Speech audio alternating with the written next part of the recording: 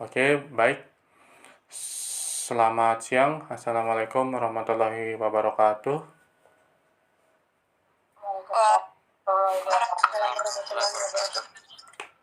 Baik, yang terhormat Ibu Ari Cahyani SE MSc selaku dosen pengampu atau pembimbing mata kuliah Akuntansi Manajemen Universitas Bumigora di S1 Akuntansi. Kami dari kelompok 7. Nah, di sini akan memaparkan mengenai materi keputusan investasi modal.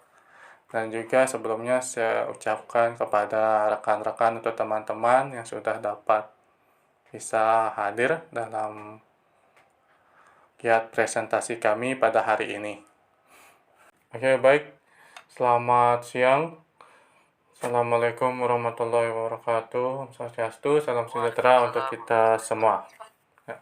Baik, kami dari kelompok 7 ini akan mempresentasikan materi atau tema mengenai keputusan investasi modal.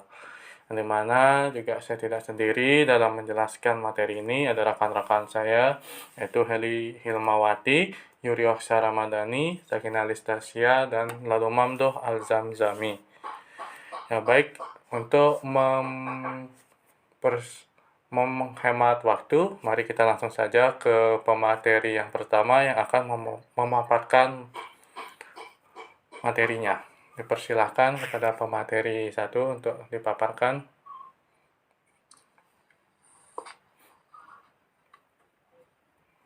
Baik, saya akan membacakan materi. Materi 1 akan membacakan materi mengenai jenis-jenis keputusan investasi modal. Keputusan investasi modal berkaitan dengan proses perencanaan, penetapan tujuan dan prioritas, pengaturan penandaan, serta penggunaan kinerja tertentu untuk memilih aktiva jangka panjang. Karena keputusan investasi modal menempatkan sejumlah besar sumber daya pada risiko jangka panjang dan mempengaruhi perkembangan perusahaan secara simultan di masa depan. Hal ini merupakan kepentingan yang dibuat manajer setiap organisasi sumber daya terbatas yang akan digunakan untuk mempertahankan atau meningkatkan probabilitas jangka panjang. Keputusan investasi modal yang buruk dapat menimbulkan bencana. Sebagai contoh, kegagalan investasi dalam manufaktur yang terotomatisasi ketika pesaing lain melakukan hal serupa dapat mengakibatkan kerugian besar pada pangsa pasar karena ketidakmampuan bersaing dalam kualitas, biaya, dan waktu pengiriman. Pesaing dengan fasilitas yang lebih modern mampu memproduksi output lebih banyak dengan biaya yang lebih rendah dan kualitas lebih baik. Jadi, membuat keputusan investasi modal yang tepat merupakan hal yang sangat penting untuk kelangsungan usaha dalam jangka panjang. Adapun untuk model diskonto, model dasar untuk keputusan investasi modal dapat diklarifikasikan menjadi 2 kategori utama. Model non-diskonto dan model diskonto. Model non-diskonto mengabaikan nilai waktu dari uang, sedangkan model diskonto mempertimbangkannya secara eksplisit. Kendati banyak akuntan mendeskripsikan model non-diskonto karena mengabaikan nilai waktu dari uang, perusahaan masih terus menggunakannya dalam mengambil keputusan investasi modal. Meskipun demikian, penggunaan model diskonto telah meningkat pada beberapa tahun terakhir dan perusahaan yang benar-benar menggunakan satu model hanya sedikit. Perusahaan tampaknya menggunakan kedua model tersebut. Hal ini menunjukkan kedua kategori itu memberikan informasi yang berguna bagi manajer saat mereka harus membuat keputusan investasi dan modal. Eli, kasih tahu dong kalau ganti slide, saya nggak tahu yang kamu baca di mana aja.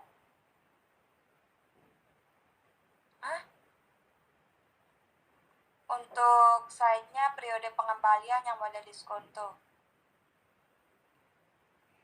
Untuk periode pengembalian, salah satu jenis model diskonto adalah periode pengembalian. Periode pengembalian atau payback period adalah waktu yang dibutuhkan suatu perusahaan untuk memperoleh investasi awalnya kembali. Sebagai contoh, Honli Medical melakukan investasi pada generator RV seharga 1 juta. Arus kasnya atau arus kas masuk dikurangi arus kas keluar, yang dihasilkan peralatan tersebut adalah 500.000 per tahun.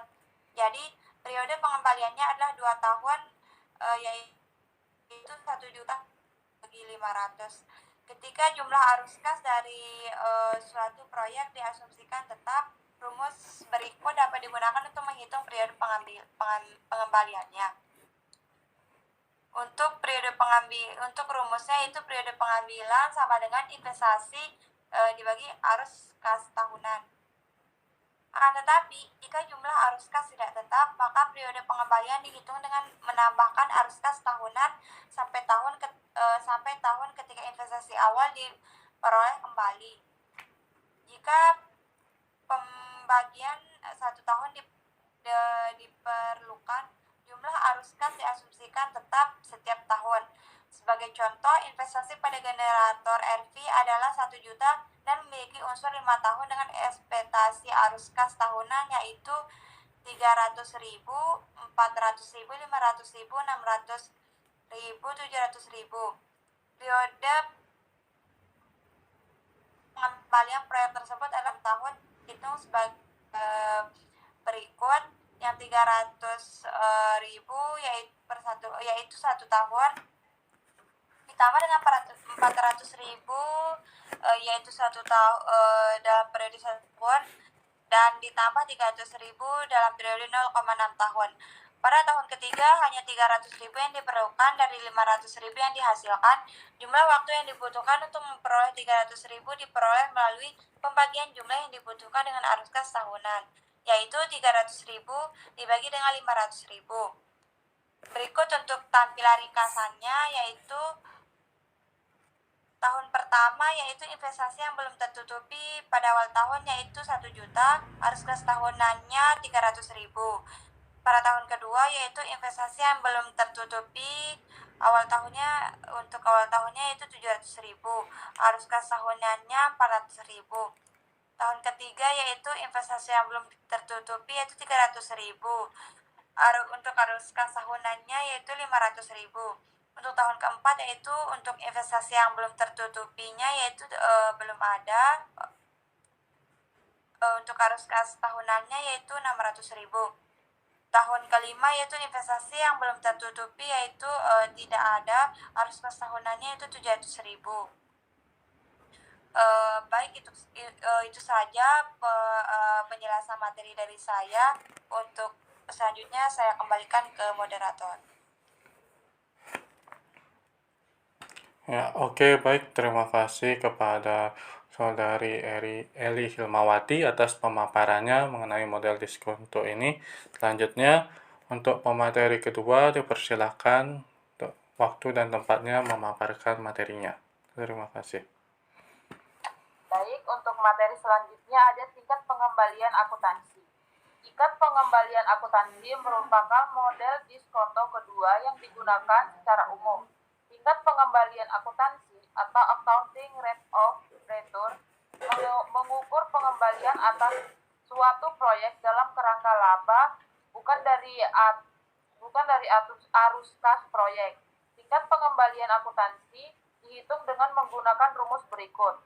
Tingkat pengembalian akuntansi sama dengan laba rata-rata berinvestasi awal atau investasi rata-rata. Selanjutnya ada tingkat pengembalian akuntansi.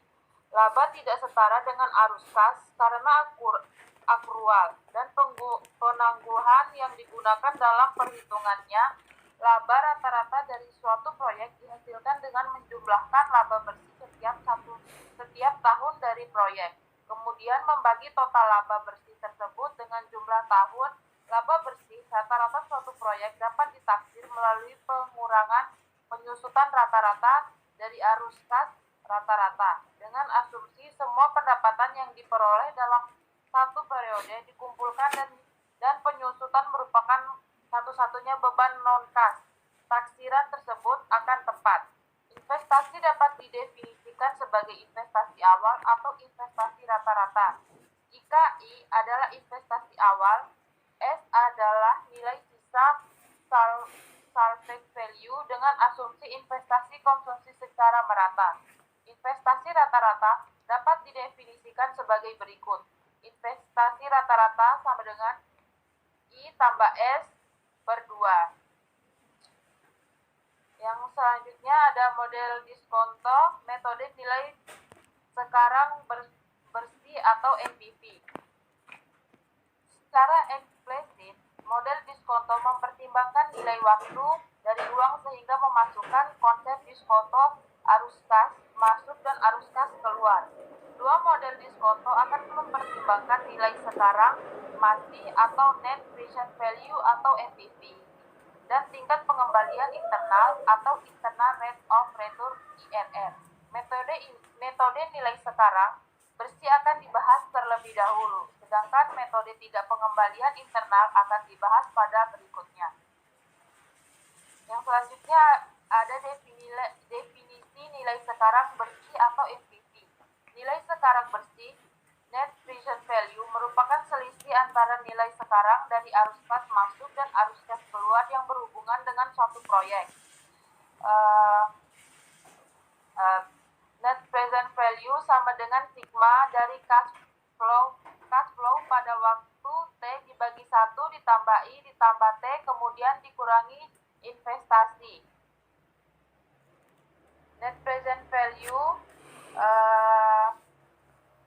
kemudian yang selanjutnya itu sama dengan sigma jumlah dari cash flow pada waktu T dikalikan faktor disko kemudian dikurangi investasi awal. Yang selanjutnya itu P dikurang I dibaca sama dengan present value nilai sekarang dikurangi investasi awal. Di mana I 1 sama dengan nilai sekarang dari biaya proyek biasanya pembiayaan awal. CF 1 sama dengan arus kas masuk yang diterima dalam periode T kecil dengan T kecil sama dengan 1 per N. N kecil sama dengan umur manfaat proyek. I kecil sama dengan tingkat pengembalian yang diminta. 1 sama dengan periode waktu. P kecil sama dengan nilai sekarang dari arus kas masuk proyek di masa depan. D, F 1 sama dengan 1 per 1 tambah I tutup kurung 1 faktor diskonto. Yang selanjutnya ada model diskonto metode nilai sekarang bersih atau NPV. Tingkat pengembalian internal, model diskonto lainnya adalah metode tingkat pengembalian internal. Tingkat pengembalian internal atau internal rate of return atau IRR adalah suku bunga yang mengatur nilai sekarang dari arus kas masuk proyek sama dengan nilai sekarang dari biaya proyek tersebut. Dengan kata lain, IRR adalah suku bunga yang mengatur NPV proyek sama dengan 0. Persamaan berikut dapat digunakan untuk menentukan IRR proyek. Baik, cukup sekian materi yang bisa saya sampaikan. Saya kembalikan ke moderator. Ya, baik. Terima kasih kepada Saudari Yuri Oksa Ramadhani atas pemaparan materinya. Lanjut saja ke pemateri 3, dipersilakan. Baik, di sini saya akan membacakan materi selanjutnya, tingkat pengembalian internal. Model diskonto lainnya adalah Iya, kayaknya itu saya baca. Atau yang pasca audit proyek modal. Baca dah. Model diskonto lainnya adalah metode tingkat pengembalian internal.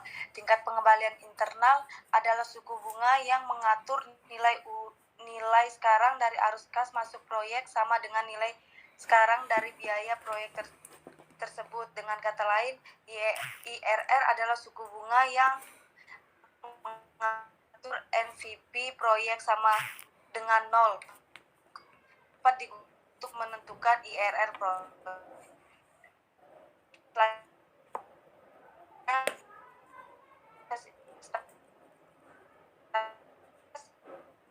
terhadap proyek modal segera setelah analisis ini disebut pasca audit. Pasca audit membandingkan manfaat aktual dengan yang dan biaya operasional yang di audit, mengevaluasi hasil keseluruhan investasi dan mengusulkan tindakan perbaikan bila diperlukan, mengilustrasi kegunaan dari aktivitas pasca audit. Yang selanjutnya ada manfaat pasca audit. Beberapa manfaat utama dari pasca audit proyek yang umumnya dilakukan setelah proyek investasi atau proyek modal selesai. Yang pertama ada evaluasi akurat proyeksi. Jadi di dalam evaluasi akurasi itu dua, yang pertama ada estimasi awal seperti pendapat NP dan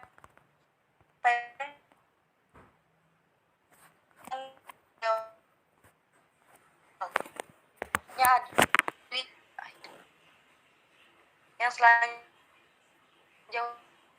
dan perhitungan sasinya. Selanjutnya yang kedua, pelajaran untuk memperbaiki di masa depan menjadi sumber pembelajaran bagi tim manajemen dan perencanaan proyek. Yang selanjutnya ada pengendalian internal yang lebih baik. Jadi membantu perusahaan mengidentifikasi kelemahan dalam proses penganggaran, pelaksanaan, dan pengendalian proyek. Yang selanjutnya ada meningkatkan aktivitas sistem pengawasan terhadap proyek modal berikutnya. Yang keempat ada optimalisasi penggunaan sumber daya, di mana yang pertama ada mengkaji apakah sumber daya, tenaga kerja, peralatan modal telah dimanfaatkan secara optimal. Yang selanjutnya ada memberikan masukan untuk meminimalkan pemborosan di proyek selanjutnya. Yang materi selanjutnya ada kekurangan pasca audit.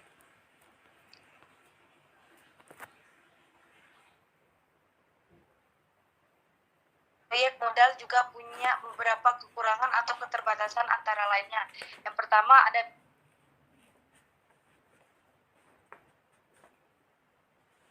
tenaga ahli, waktu, dan biaya ekstra. Yang kedua ada jika tidak dikelola dengan baik, biayanya bisa. Yang kedua ada mungkin kurang relevan untuk proyek kecil. Kecil, manfaat pasca audit tidak sebanding dengan biaya dan usaha yang diperlukan. Yang ketiga, ada hal yang paling jelas adalah fakta bahwa asumsi yang diberikan oleh analisis awal sering cacat seiring dengan perubahan lingkungan operasional. Kondisi yang dapat dipertanggungjawabkan harus memenuhi kualifikasi untuk beberapa tingkat dengan kemungkinan ramalan setiap kejadian yang mungkin terjadi. Materi selanjutnya, proyek saling eksklusif. Sebagian besar keputusan investasi modal berkaitan dengan proyek saling eksklusif, di mana analisis NPV dan IRR digunakan untuk memilih di antara proyek yang saling bersaingan merupakan pertanyaan menarik. Pertanyaan yang lebih dalam membantu seorang manajer membuat keputusan maksimal saat munculnya berbagai alternatif yang saling bersaing. Sebagai contoh, kita telah mengetahui modal non-diskonto dapat menyebabkan pilihan yang salah karena modal ini mengabaikan nilai waktu uang atau NPV. Akibat kekurangan ini, model diskonto dianggap lebih unggul. Secara umum dapat ditunjukkan bahwa model NPV lebih disenangi dibandingkan model IRR ketika memilih di antara alternatif saling eksklusif. Yang selanjutnya ada baik NPV maupun IRR menghasilkan keputusan yang sama bagi proyek independen. Sebagai contoh, jika NPV lebih besar dari 0 dan IRR juga lebih besar dari tingkat pengembalian yang diminta, maka kedua model mengisyaratkan keputusan yang tepat. Akan tetapi untuk proyek yang saling bersaing, kedua metode ini memberikan hasil yang berbeda. Berdasarkan intuisi, diyakini bahwa untuk proyek yang saling eksklusif, proyek yang memiliki MVP tertinggi atau IRR tertinggi yang harus dipilih, karena kedua metode bisa menghasilkan ranking yang berbeda untuk proyek-proyek yang saling eksklusif. Metode yang secara konsisten mengungkapkan proyek dengan kesejahteraan maksimal dan akan lebih disukai. MVP berbeda dengan IRR dalam dua hal. Pertama, MVP mengasumsikan setiap arus kas masuk yang diterima investasikan kembali pada tingkat pengembalian yang diminta, sedangkan metode IRR-nya mengasumsi setiap arus kas masuk diinvestasikan kembali pada IRR yang dihitung. Menginvestasikan kembali pada tingkat pengembalian yang diminta adalah lebih realitas dan memberikan hasil yang lebih dapat dipercaya ketika membandingkan proyek saling eksklusif. Kedua, metode MVP mengukur profitabilitas dalam nilai absolut, sedangkan metode IRR mengukur profitabilitas dalam nilai relatif, dan MVP mengukur jumlah yang disebabkan oleh perubahan nilai perusahaan. Baik, materi selanjutnya tentang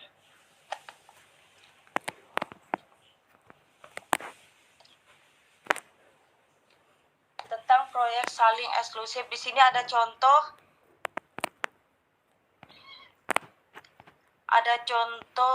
proyek saling eksklusif, di mana proyek saling eksklusif adalah dua atau lebih proyek yang tidak bisa dijelaskan secara bersamaan.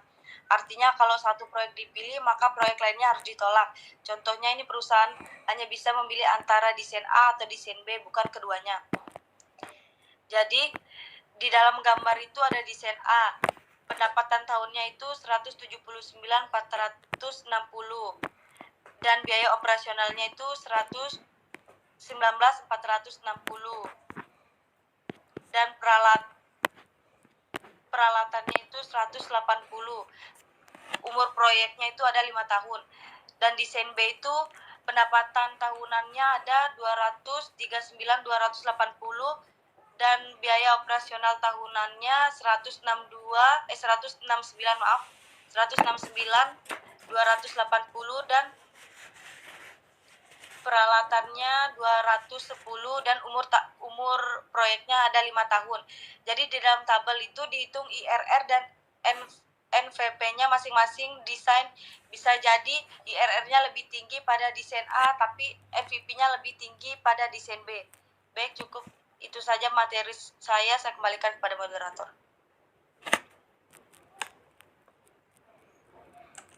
Ya, oke, baik. Terima kasih pada Saudari Sakina atas pemaparannya. Lanjut ke pemateri 4 untuk memaparkan materinya.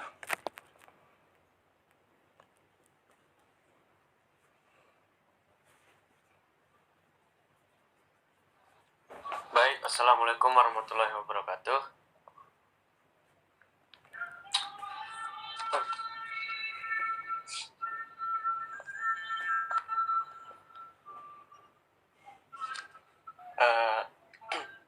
Saya akan menjelaskan materi terkait investasi modal. Lingkungan manufaktur yang canggih. Pada lingkungan manufaktur yang canggih, investasi jangka panjang umumnya berkaitan dengan otomatisasi pabrik.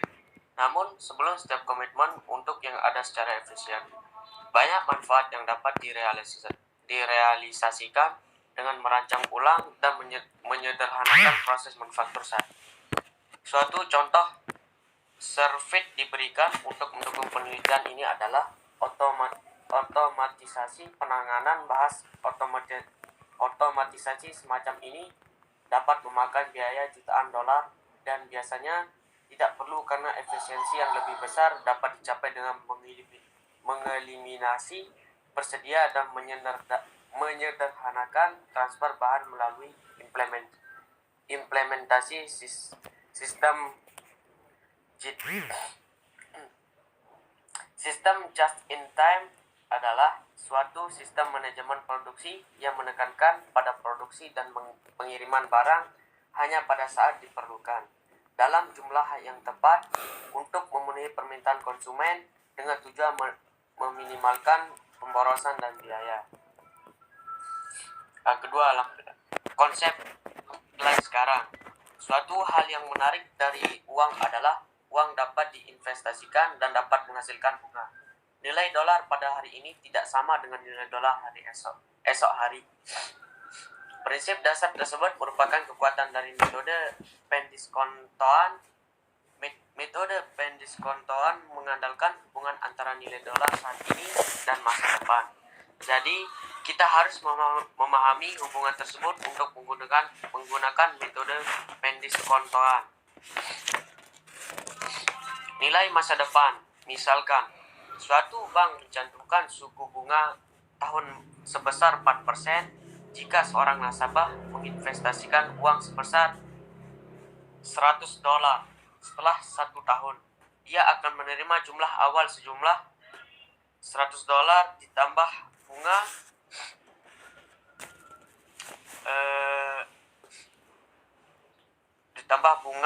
$100 tambah 0,04 sama dengan $100.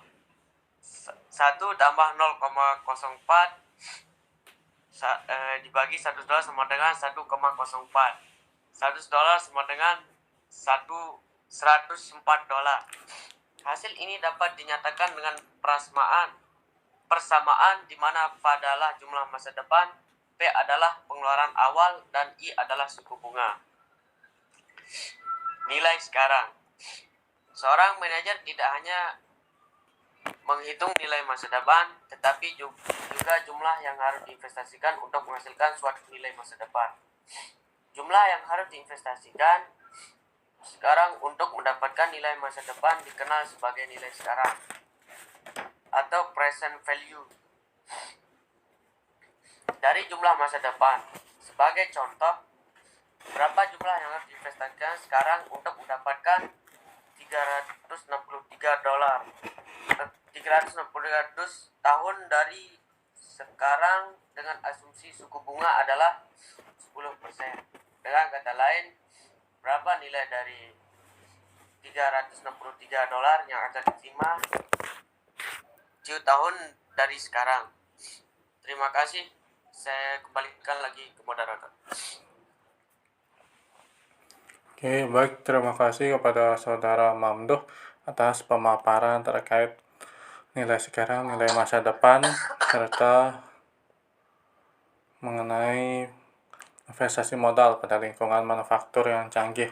Nah, di sini sedikit ditambahkan juga dalam materi ini ada yang namanya bagian bagaimana investasi itu dibedakan. Nah, sesuai di buku akuntansi manajemen Hansen and Mowen edisi kedua, yang dimana ini dijelaskan bahwa investasi dalam proses manufaktur.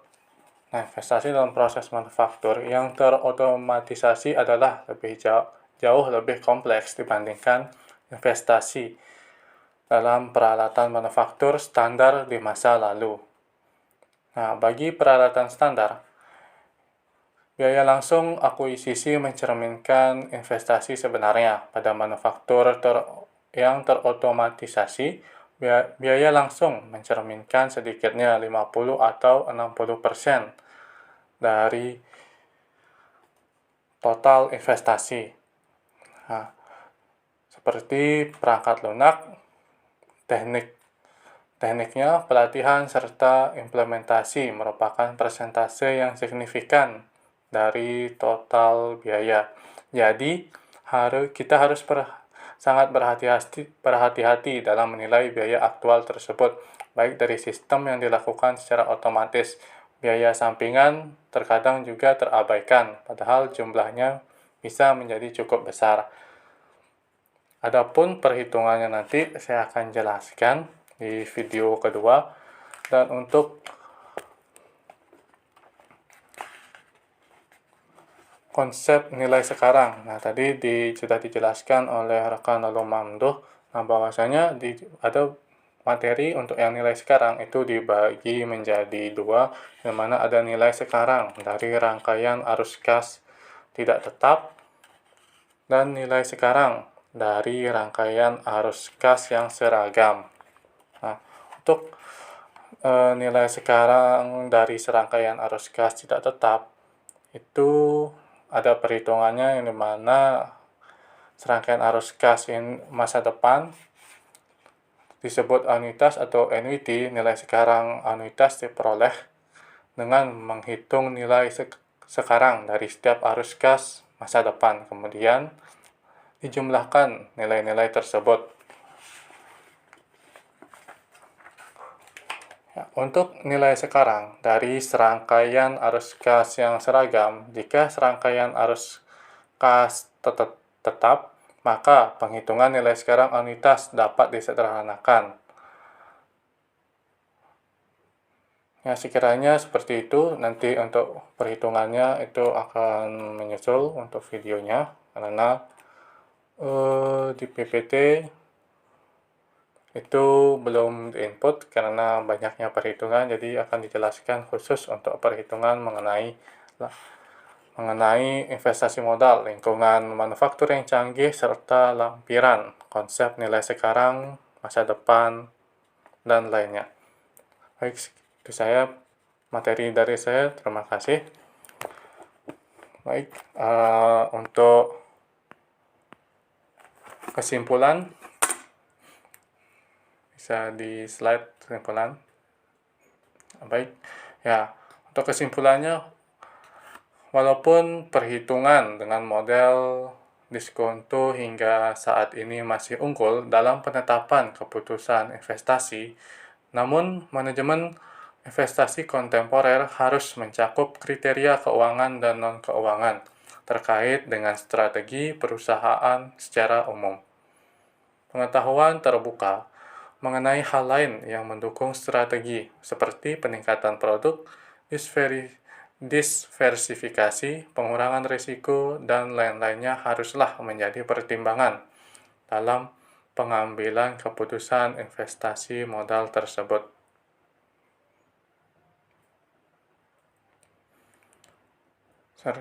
Ya, sekiranya itu saja dari kelompok kami. Terima kasih. Wassalamualaikum warahmatullahi wabarakatuh. Selamat siang. Waalaikumsalam.